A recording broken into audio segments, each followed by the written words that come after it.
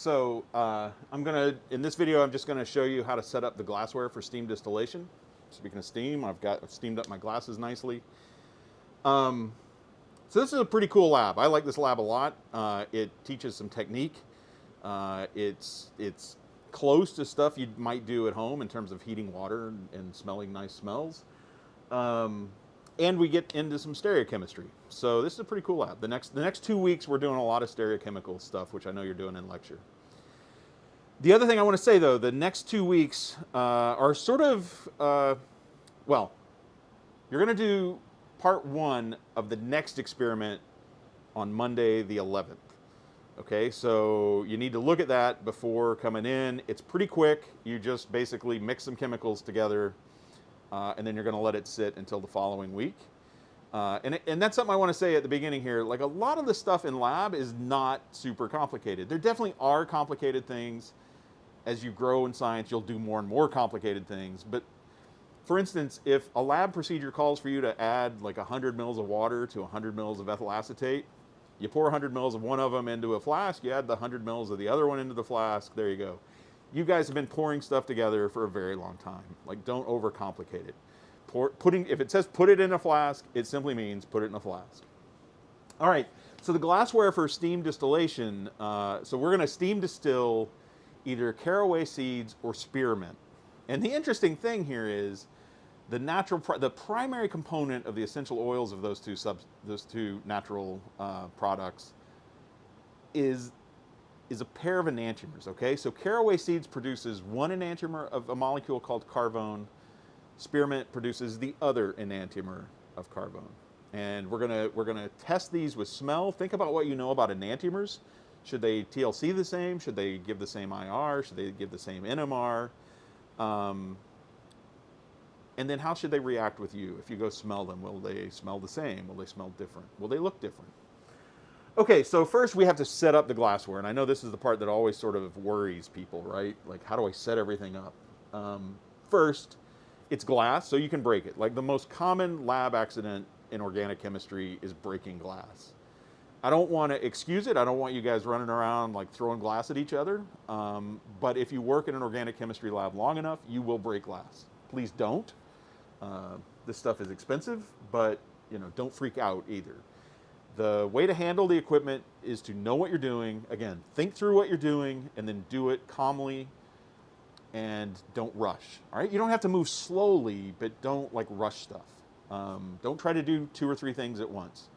Figure out what you're going to do and do it. Okay, so I'm going to stand up and get out of the picture and let you see some glassware. Maybe get this up closer. We have a pretty good view there, I hope. All right, so first of all, we're going to take a heating mantle. The distillation flask this week is a 500 mil round bottom that you'll find in your specialty drawer. It's one of the bottom drawers below the hood. That's going to set in this heating mantle, right? It's just a ceramic bowl with a bunch of wires running around it to heat up. So it fits nicely. We are going to want to clamp that, though. And so we're going to use the stand from last week's extraction. Here you can see, right, this is your ring stand. Now we're going to do an extraction at the end of the distillation. So you're going to need this ring stand. So just pull the whole thing off as one piece and set it aside, because you're going to need that here in a bit. All right. The other thing is, here's the wire, here's the plug for the heating mantle. Do not plug the plug don't plug this directly into the wall. All right? The heating mantle gets plugged into a variac. This is what we call a variac. It's a variable transformer that lets you dial in how much power you need. Because to boil water, you're not going to need 110 volts running through this heating mantle. You put 110 volts through this heating mantle, the water will be gone quickly, and you'll probably fracture the glass. All right, so don't do this. The heating mantle plug goes into the heating mantle, and then the heating mantle goes into the wall. I'm not going to show you how to plug the heating mantle into the wall. You guys know how to plug things in. All right, so there we go. We've got our heating mantle plugged in. Leave the dial on the variac at 0 right now. Check that it's off so we can work around it without burning ourselves.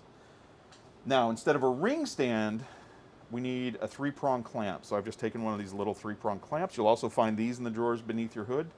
I've put it in one end of a connector. I'm going to slide the other end of this connector over the pole of the stand. It'll take some fiddling. It always does. And you just want these screws finger tight. You don't need to really crank down on it. If it moves, if it has significant give, tighten it a little more, but don't just crank over on it, because again, you could break the glass. Okay, and you want the neck of the round bottom to be as much up and down as you can possibly get it. There you go. You've clamped that in. Now, at this point, you might go ahead and put everything in. All right, we're going to have to. You're either going to put in spearmint or you're going to put in caraway seeds into this flask, and then you're going to put water in it. And again, there's nothing special. Use a funnel maybe, but you just want to pour it in there. Make sure you don't spill any down into the heating mantle because it'll burn. All right, the next thing to put on there is this T adapter. It's a little T adapter, two tapered ground glass joints and an open ground glass joint. All right, so that's just going to slip in so that the open end, the female end basically is straight up. I don't really like that terminology, but I haven't come up with anything better. I haven't heard anything better. So the open end is up, and this sidearm should be aimed slightly down. All right, so you don't want to do it like that. Now there's two open ends. So once you do this, there should be one vertical pathway and one almost horizontal but slightly down pathway. On top of, into this open end at the top of that T adapter, just got a little adapter like this. It's got one ground glass end, one open end. We're going to fit a neoprene adapter over it. That neoprene adapter has a hole. This is going to hold your thermometer. All right, so I've got a thermometer here. Don't put the adapter in first and then try to jam the thermometer into it. It's going to take a little bit of force to put the thermometer in. And if you start trying to do it here, right, you've got a big lever and you can torque things and break stuff. So you can still break this, right? The thermometer is also glass. You can break that. So just put it in the hole. And you got to be firm, but don't go too, don't rush this. Don't go too fast. Make sure you're going straight. All right, and go all the way through. That bulb should be out a good bit out the bottom. We're going to need to go farther than that. I'll explain that in a minute. All right, now you can slip that in there. Okay. The next thing is what's called a condenser. All right, so this is a bit hard to see maybe on the camera. Like if you're looking straight through it, it's fairly narrow. There's a narrow tube in there, and that's where the vapor is going to go. Around that tube is a wider tube, a jacket, and we're going to run water in one of these sidearms and out the other. That running cool water will condense the vapor in the tube. So this is a condenser. We used a condenser. You saw a condenser last week with the Rotovap, remember? Okay, so this is obviously, if we put this in vertically, right, vapor down here will boil, it'll come up, it'll hit the condenser, and it will just fall back down. So when we use it that way, we call it a reflux condenser. It allows us to boil a solvent, for weeks if we wanted to, normally a few hours a day maybe. But think about what normally happens if you boil a liquid, right? If there's no condenser, you boil the liquid, it all boils away. Turns into vapor, vanishes. And you're left with a flask or a pot or something that's just exposed to fire. Or heat.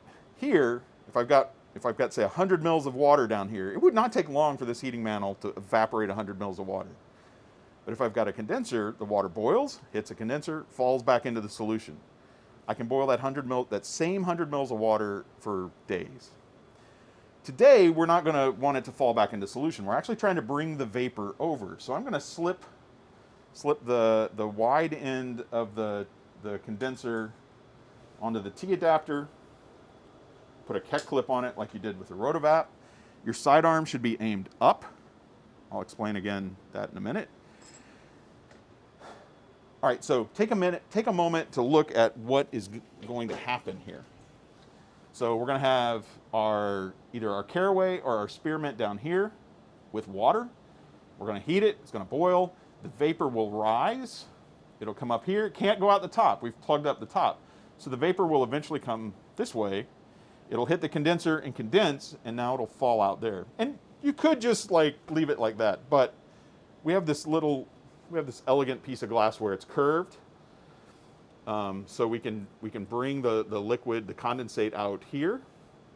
We could also apply a vacuum on this sidearm to evacuate this entire thing like we did in the rotovap. That would lower the boiling point. There's no need to do that in this. It's a steam distillation, so it can't go over 100 degrees as long as there's water in there.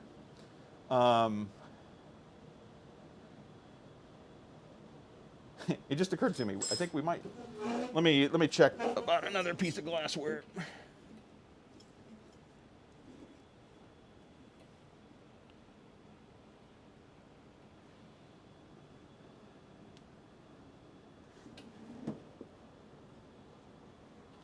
Sorry, all right, so I know you're taking notes at home. Go ahead and add this in. I forgot a piece of glassware.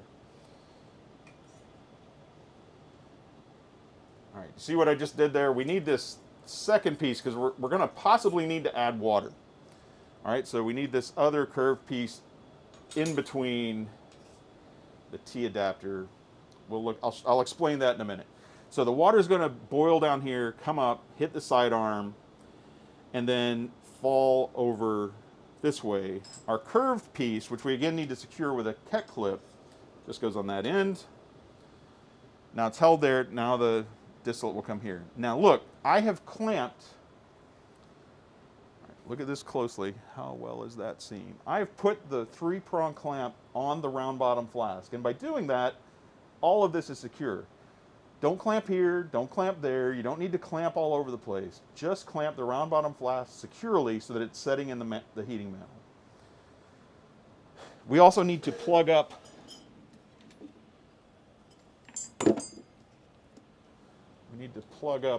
this hole there because we don't want our vapor to go out there. The reason we need that, if we boil away most of our water, I keep talking about how we need to have liquid down here. Say we've boiled most of the water away, but we want to keep collecting. Well, we can add more water through this. In a steam distillation, you need a second inlet where you can add water. All right, so what about the condenser?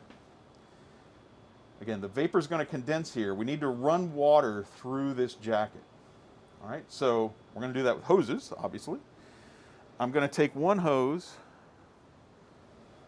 and I'm going to slide it onto the green tapered water spigot, and I'm going to put it on the lower end. Again, be gentle and cognizant of things spinning around and moving. All right, we're going to run water into the lower end of the jacket, and that'll mean the water has to go uphill to fill the jacket. If I start the water in the high end, it'll just run down. We won't ever fill the entire jacket. That's true of any condenser. Anytime you're using a condenser with a water flow, you want the water flow in the bottom, out the top. And again, we can't just, right, water goes in here, fills the jacket, it's just going to erupt here. We can't have that, right? Like, you can't just have water flowing into your hood. So take another hose, slide it over the sidearm, and then make sure the end of that hose that you see there runs into the cup sink in the back. And now the water is going into the sink. The other thing is, the water flow might push those hoses off, which will create a mess. So we have these hose clamps. We're just going to slide that on.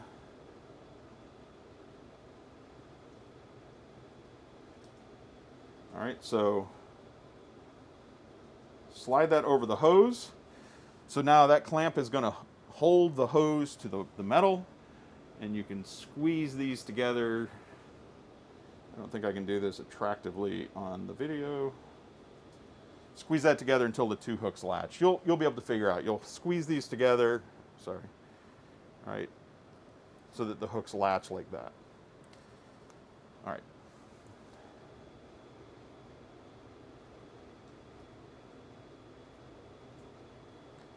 Again, takes a little bit of work, a little bit of practice. There we go. So we've got our hoses there. I'm going to come around here. Can you see the...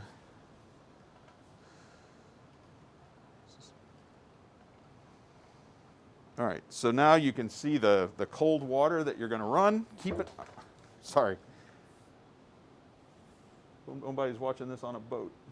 All right. So I'm going to turn this. I'm going to turn the green cold water. Keep an eye on the condenser. You're going to see it fill up, right? So you're watching right here. You don't need to crank the water all the way on. That's too much even right there. All right, you just want a gentle flow, and you saw it fill up the condenser nicely. You could run that back and watch it at like half speed or something. Mesmerizing. All right.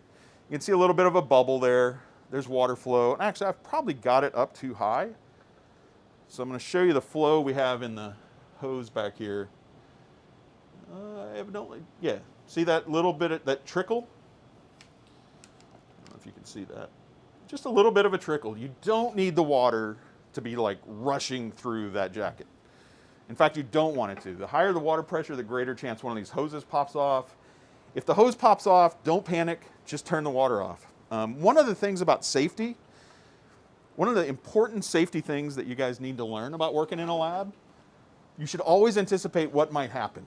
All right, so water popping off of this thing is not that dangerous. We're not doing anything where water is going to react with something, or there's not much wiring. I guess if you poured water all over the variac, it might short out.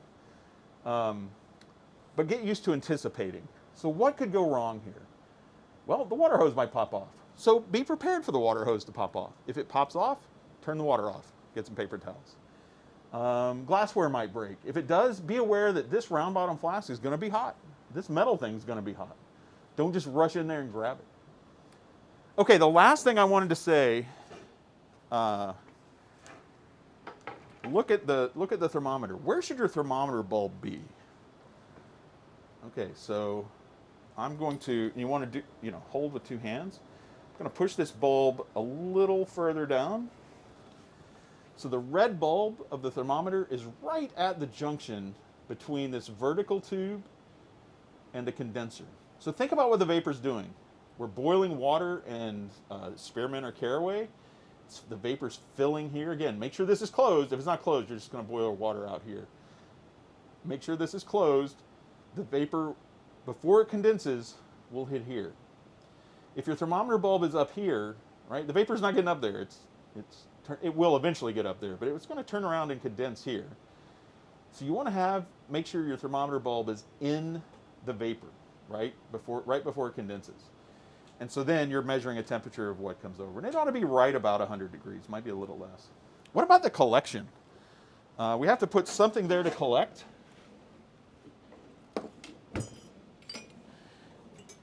Now I can't find it. All right, so we're just going to put a graduated cylinder under this curved thing. So the vapor is going to rise here, come over here, condense, and fall in. Now, take a look at the structure of Carvone, like not during the video, but and ask yourself if you think Carvone would be soluble in water. It probably isn't. Okay, so convince yourself of that if you look at the structure. So how does this work? Well, we've got spearmint leaves, or we've got caraway seeds down here, and the Carvone is a small molecule. It's actually got some vapor pressure, right? Solids, liquids always have a little bit of vapor pressure. Most solids and liquids always have a little bit of vapor pressure, but not enough to boil, right? So, and you know this, like the air is more humid over a glass of water than it is over sand. So that water is evaporating a little bit. Sorry, this is not straight and it's bugging me. Make sure this is as much as possible straight, and make sure the hoses are not hanging down into the heat path. Okay, so in here we've got Carvone, little bit of vapor pressure. We've got water, which we're going to heat to a boil. That means the vapor pressure is going to equal, the vapor pressure of water will equal the atmospheric pressure. So that vapor pressure of Carvone's not soluble in water. The vapor of Carvone is not soluble in steam. But what happens is that steam's going to rise, and it's going to carry the little bit of vapor of Carvone up with it. So what boils and distills is mostly going to be water. But inside that will be a little bit of Carvone. Right? Well, if you take away the little bit of Carvone vapor, the Carvone that's left will evaporate. Right? It's an equilibrium process. So, if I remove the vapor of Carvone above the Carvone, the liquid Carvone, then the liquid carbone will evaporate just a little bit, have a little bit of vapor pressure, and then that vapor gets carried with the steam that's rising off. And eventually the steam will carry all of the carbone. So how are you going to know? Well, again, carbone's not soluble in water. So the condensate, when it's got some carbone in it, is going to be cloudy, right? It's going to look like there's something not dissolved in there. So you'll have cloudy kind of condensate. Once you've gotten all the carbone, I don't know if we'll get to this point, but once you've gotten all the carbone off, the condensate will turn clear, not cloudy. So hopefully we get to that point. Maybe we don't. And you're going to collect it all here, so you're going to wind up with like 100 mils of water and a little bit of carbone, and then you'll use liquid extraction to get the carbone. So you'll pour this into a separatory funnel like you did last week. You'll extract with dichloromethane. You'll dry the dichloromethane with sodium or magnesium sulfate the way we did last week. And then you'll rotovap it, and you'll have your sample. All right, see you in the lab.